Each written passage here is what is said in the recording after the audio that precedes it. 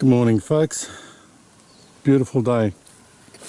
I'm just going to do a quick little clip here for you of a new bit of kind of research that I'm going to be undertaking over the next over winter, I should say.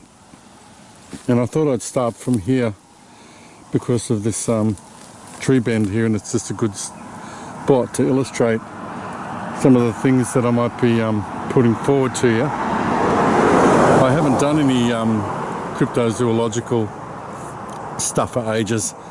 Been concentrating mostly on wildlife and things like that. But the other day I was looking at the excellent Yowie hunters website, in particular the audio reports they've got from witnesses of our hairy mates, and I was looking at how many roadside sightings there are. So yeah, you'll have to forgive me the passing traffic. This is a pretty busy pardon me, country road. Cars are flying past it, 100 plus clicks. It's about 15 kilometres that way to the highway, and my place is about, I'm in about the middle of the 15 k's, which is between my place and the highway. Anyway, I was looking at how many roadside sightings there are of yowies. It's a good half, maybe even more than half, are spotted from cars in various parts of the country, which made me think of a couple of things. So let me just put forward a little slice of personal philosophy and something that I'll try and back up with proof. This old tree bend here is an old one. It used to go right into the ground down there at the tip, but it's broken off now and it's sort of popped up a bit. This is one of the good old ones. Goes over the top of that little is that a Banksia, I think, there. Anyway, the theory is about crossing spots. Because so many yowies are seen from the side of the road, and I might add also that activity in my area has been ramping up considerably over the last month or so. I think that might be due to it's been so dry, there hasn't been any rain, so they're concentrating on water spots, and there's quite a few places of permanent water around me, and most of the semi-permanent water would have dried up, or the occasional creeks, as I call them. Anyway, I've been noticing quite a lot of breaks and bends right on the side of the roads, not just this road, of course, and I won't mention what this road is. Look, now also right here next to this bend there's quite a selection of bones. That's a pretty big femur bone, kangaroo. There's some vertebrae, part of a pelvic bone there. Whether or not that's got anything to do with the fact that this bend is right here, I don't know. Could have, but it may not. But the reason why I think these are significant and have been starting to jump out at me, which I'll make clear as soon as I cross this road, which is now.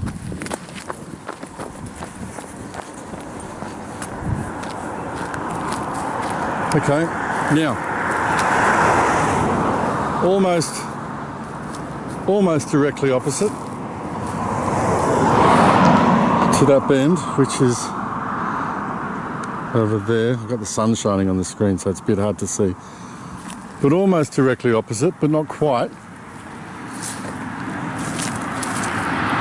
That bend is something quite interesting.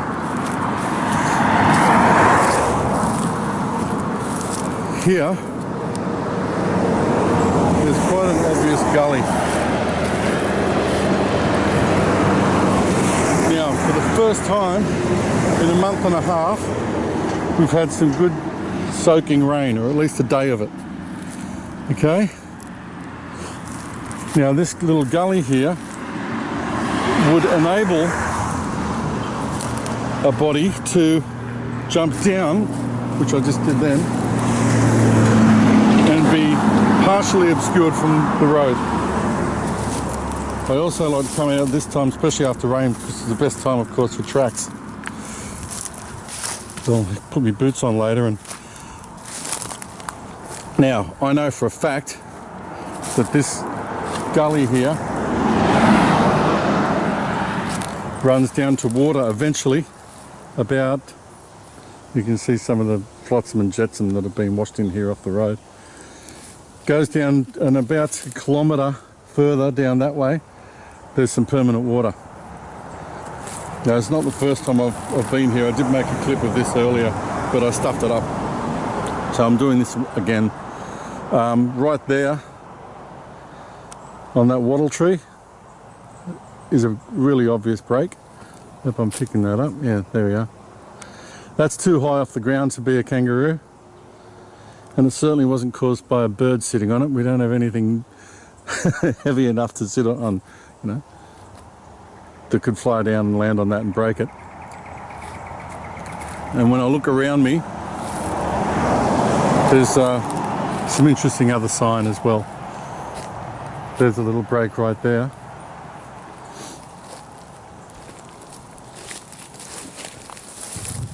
The most obvious thing to me is right here. Have a look at that. Now that says signpost to me.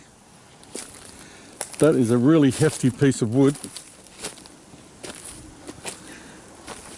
that has been shoved right into the fork of this scribbly gum. I doubt that I'd be able to pick that up. That's a big heavy piece of wood. Now it may have come from above, but if it did come from above, then as a branch, there's no other side to it on either side of this tree. There's no piece there, so it was picked up from somewhere else, and there's no other side of it there. The more I look around here, the more tree breaks and what look like game trails there are. So I think with the bend and that signposting, a good crossing spot that leads to water.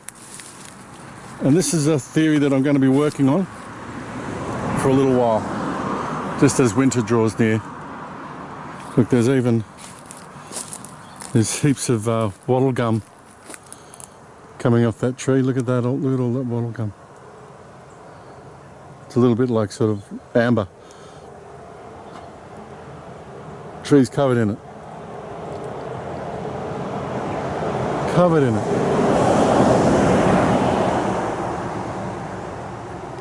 It's remarkable. It's all over it.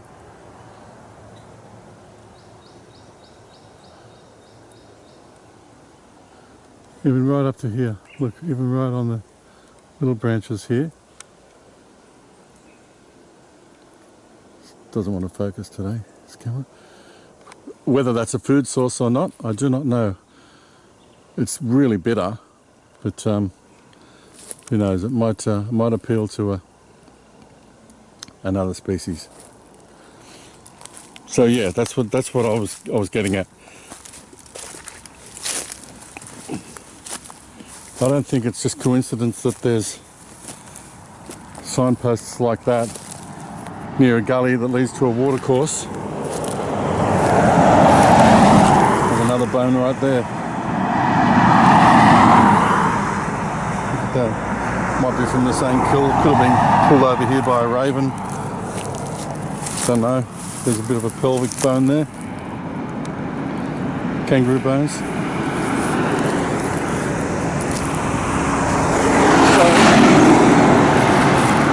I'm going to follow up my theory at various stages. There's another really obvious break near my place, very close to my place, that is quite recent, which I'll be looking at probably today or tomorrow. So yeah, now I know that all these sightings from the side of the road, obviously yowies have to cross roads to get to one place to another. They're not sedentary, you know. Oh, look at this, here we are. That's interesting. In a very small way, but that jumps out to me. That's a recent break too. Why would that be just sitting there like that?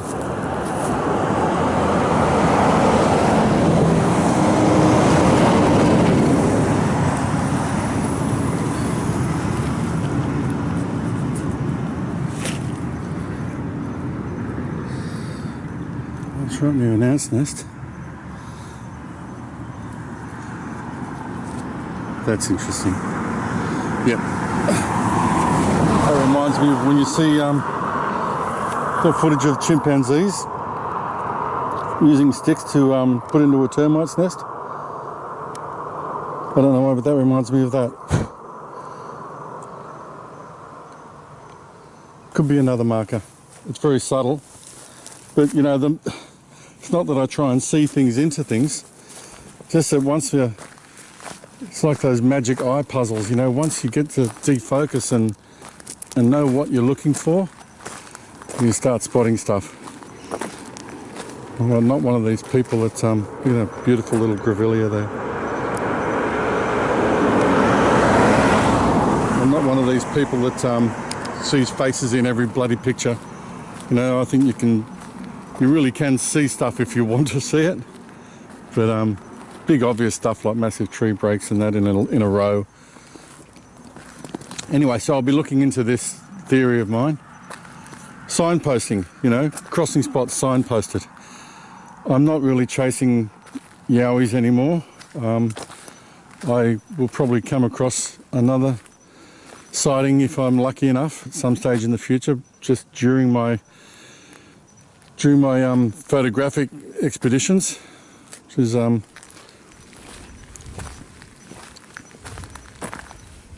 something I do a lot. Wildlife, birds mostly. It's become a semi-professional thing. So